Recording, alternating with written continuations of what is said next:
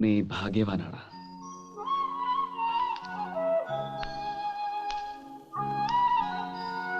നിനക്കെല്ലാരും ഉണ്ട്.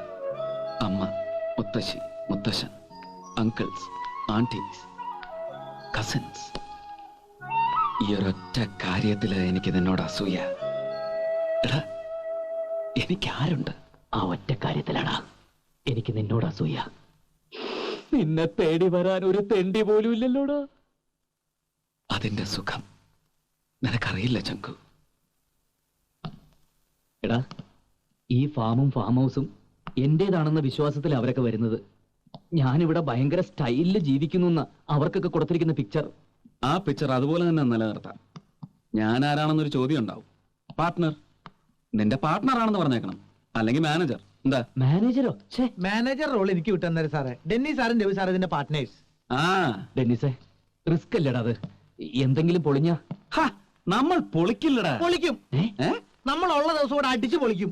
ആ യെസ്, കുറച്ച് ദിവസങ്ങൾ, അത്രയും കാലമെങ്കിലും ഇതൊരു വീടാവട്ടെ.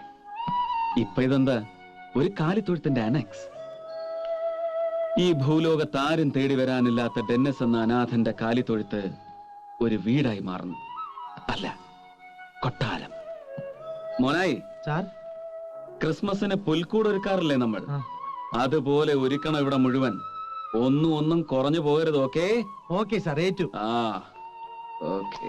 ഡെന്നിസേ, നീ എന്നെ രക്ഷിച്ചടാ. Thank you. No Shanku, thanks നിനക്കാണ് പറയേണ്ടത്. എന്റെ പേരിൽ സർനെയിം എഴുതേണ്ടടുത്ത് ഞാൻ മനസ്സിൽ കോറിയിടാറുണ്ട് ഒരു വാക്ക്: ഓഫൻ. Dennis the orphan. അത് ഞാൻ മായ്ച്ചു കളയാൻ പോവാ. ഒരു ഒഴിവുകാലം മുഴുവൻ ഞാൻ സനാഥനാണ്. എനിക്കൊരുപാട് ബന്ധുക്കളുണ്ട്.